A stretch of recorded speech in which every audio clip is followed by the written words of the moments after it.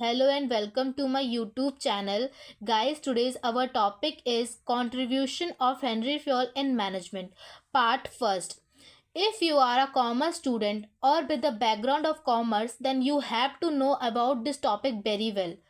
अब इससे कोई मतलब नहीं है कि अगर आप कॉमर्स से हो तो आप क्लास ट्वेल्थ के हो, इसके लिए आपको इम्पॉर्टेंट टॉपिक है। नहीं, अगर आप यूजी डिग्री कर रहे हो या पीजी डिग्री, आपको ये टॉपिक कहीं पे भी पूछा जा सकता है। और अगर बाई चांस आपसे कोई पूछता है कि आप किस स्ट्रीम से थे, तो आप बताओगे कि मैं कॉमर्स स्ट्रीम से था या थी, तो आपको ये टॉपिक सबसे पहले पूछा जाएगा कि अच्छा कॉमर्स स्ट्रीम्स थे, तो बताइए कॉन्ट्रीब्यूशन ऑफ हेनरी फयोल क्या था। तो आप वहाँ पे आप इसको एक्सप्लेन कर सको, इस तरीका से आज डिटेलिंग में समझाने वाली हूँ मैं इस टॉपिक की। 14 जो प्रिंसिपल्स है, प्रिंसिपल्स ऑफ मैनेजमेंट में हेनरी फयोल के, वो और उनका एक्सप्लेनेशन और वन वर्ड आंसर कि भाई आपको इसमें आपको आखिर क्या बताना है। अगर आपको कोई पूछ ले कि भाई इस प्रिंसिपल का मतलब क्या है, तो आपको पता होना चाहिए। तो चलिए स्टार्ट करते हैं आज हमारे टॉपिक के साथ में। और उससे पहले आप मेरे चैनल को सब्सक्राइब कर दीजिए, वीडियो को लाइक कर दीजिए एंड कमेंट कर दिए, शेयर भी कर दीजिए अपने फ्रेंड्स के साथ में। तो चलिए हम ना आज देखते हैं सबसे पहले background and history of the Henry Fayol थे। उनका जो बर्थ था वो 1841 में हुआ था और जो डेथ थी वो हुई थी 1925 में। तो जो हमारा फर्स्ट पॉइंट है वो Henri Fayol is considered as universalist and father of administrative management. इनको फादर ऑफ मैनेजमेंट और फादर ऑफ एडमिनिस्ट्रेटिव मैनेजमेंट भी कहा जाता है। सेकेंड पॉइंट है in 1860 he started working as mining engineer in a French mining company. 1860 में इन्होंने work करना स्टार्ट किया था एक माइनिंग कंपनी में, माइनिंग इंजीनियर के नाम, जो कि फ्रेंच माइनिंग कंपनी थी, उसमें इन्होंने एज अ माइनिंग इंजीनियर काम करना स्टार्ट कर दिया था। After his retirement in 16 he develop theories and principles of management which are universally accepted. After retirement मतलब रिटायरमेंट के बाद 1916 में इन्होंने theory of principles of management को लाए, जो कि यूनिवर्स में एक्सेप्ट की जाती थी। ओके, चलिए देखते हैं नेक्स्ट टॉपिक क्या है। नेक्स्ट है administrative management theory. As you all know कि हेनरी फयोल को एडमिनिस्ट्रेटिव फादर कहा जाता है। Henri Fayol known as father of management laid down the 14 principles of management. Henri Fayol को फादर ऑफ मैनेजमेंट कहा जाता है, जिन्होंने 14 प्रिंसिपल्स ऑफ मैनेजमेंट दी है। वो 14 प्रिंसिपल्स उनके नेम है division of work, second discipline, then authority and responsibility, subordination of individual interest to general interest, remuneration, centralization, order, equity, initiative, speed recop, stability of unity of direction, scalar chain and unity of command. ये तो है 14 principles. इसके बाद हम इन principles के बारे में एक एक करके जानते हैं कि भाई इनका मीनिंग क्या होता है। नेम तो हमको पता है 14 प्रिंसिपल्स क्या है, अब उनका मीनिंग देखते हैं। तो चलिए देखते हैं। हेनरी फयोल का फर्स्ट प्रिंसिपल है वो डिवीजन ऑफ वर्क है। डिवीजन से आपको समझ में आ रहा होगा, डिवीजन से मतलब डिवाइड कर दो। किनको डिवाइड कर दो? डिवीजन ऑफ पीपल्स को डिवाइड कर दो, और डिवीजन ऑफ वर्क को डिवाइड कर दो। जैसे कि सपोज आप एक मैनेजर हैं, ओके तो आपको क्या करना है, आपको डिवीजन ऑफ वर्क करना है। तो आप डिवीजन ऑफ वर्क कैसे करोगे?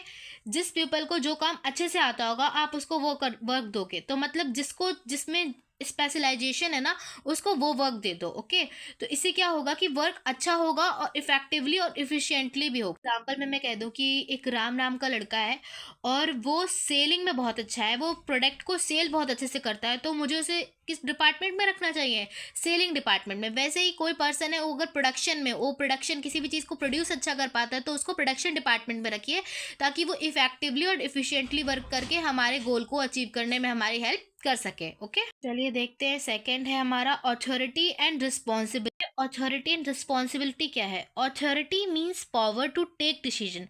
अथॉरिटी मतलब किसी को पावर दे दो कि वो डिसीजंस को ले सके, डिसीजंस को टेक कर सके, अपने डिसीजंस को अपने एम्प्लॉयज़ को बता सके कि उसने क्या डिसीजन लिया है कंपनी से रिगार्डिंग। ओके, फिर दूसरा है responsibility, mean the state being responsible, accountable and answerable.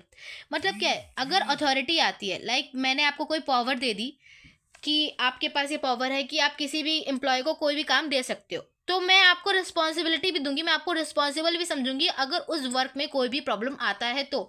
Like जैसे मैं इसका एग्जांपल लेती हूँ, जर्नल मैनेजर, मैंने प्रोडक्शन डिपार्टमेंट के हेड से बोला कि मुझे इवनिंग तक ना 500 चेयर्स का सेट चाहिए, वो भी पूरी तरीक़ा से प्रोड्यूस हुआ जो कि मैं मार्केट में बेच सकूँ या फिर मार्केट में सेल कर सकूँ हो सकूँ उसका, ठीक है। तो प्रोडक्शन डिपार्टमेंट से कहा ओके, मैंने कहा कि मैं आपको सारी अथॉरिटी दे रही हूँ, आप कैसे भी डिसीजंस ले सकते हो, वो आपकी चॉइस है, ठीक है। लेकिन अगर बग नहीं होता है तो इस बात का रिस्पॉन्सिबल कौन होगा? आप आंसर कौन करेगा? टॉप लेवल को आप आंसर करोगे, मैं आंसर नहीं करूंगी, आप आंसर करोगे उनके, कि आपने आखिर प्रॉमिस किया तो आपने क्यों उस चीज को पूरा नहीं किया। ओके, चलिए देखते हैं नेक्स्ट टॉपिक। जो हमारा नेक्स्ट है वो है प्रिंसिपल ऑफ डिसिप्लिन। डिसिप्लिन किसके लिए है? Refers to ensuring orders, obedience and compliance of an organisation.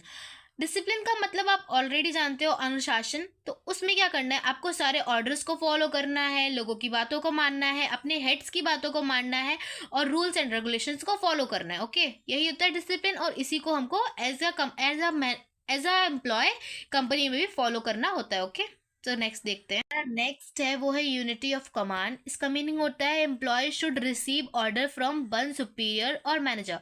Employees को जो ऑर्डर्स होते हैं, लाइक वर्क के ऑर्डर्स होते हैं, वो सिर्फ एक ही सुपीरियर से मिलने चाहिए। ऐसा क्यों है? ऐसा इसलिए है, if employ receive order from two or more bosses then may be they will got confuse because of two or more bosses, then overlapping of work can also be done by the employees. ऐसा भी हो सकता है कि भाई एक से ज़्यादा बॉस से उन्हें अगर ऑर्डर मिले तो वो कंफ्यूज हो जाएं कि उन्हें करना किसका है। मतलब अगर मान लो कि मैं प्रोडक्शन मैनेजर हूँ, मैंने किसी एम्प्लॉय को कोई ऑर्डर दिया, सेल्स मैनेजर ने भी किसी और एम्प्लॉय को ऑर्डर कर दे दिया, तो मे भी हो सकता है कि वो कंफ्यूज जाए कि पहले किसका वर्क करना है, या ऐसा भी हो जाए कि एक ही वर्क दो बार हो जाए, है ना। और ऐसा भी हो सकता है कि वो लोग कोई एक्सक्यूज दे दे इस बात को लेकर कि नहीं, मैं तो कंफ्यूज हो गया था या हो गई थी, मुझे ज़्यादा ऑर्डर मिला था, मुझे ज़्यादा वर्क मिला था, तो मैं कंफ्यूज हो गई, इसलिए मैंने ये वर्क कंप्लीट नहीं किया है। तो इसलिए क्या करना चाहिए? एम्प्लॉयज़ को ऑर्डर सिर्फ एक ही बॉस से मिलना चाहिए। लाइक अगर प्रोडक्शन मैनेजर वाला कोई ऑर्डर दे रहा है किसी एम्प्लॉय को, तो उसे प्रोडक्शन मैनेजर वाले के ऑर्डर को ही फॉलो करना चाहिए। ओके, तो चलिए देखते हैं नेक्स्ट टॉपिक। नेक्स्ट है यूनिटी ऑफ डायरेक्शन। इसका मीनिंग होता है वन यूनिट वन प्लान। मतलब कि जो हमारा जो कोई भी यूनिट है, लाइक एक ग्रुप है, तो उसका एक ही प्लान होना चाहिए, ठीक है।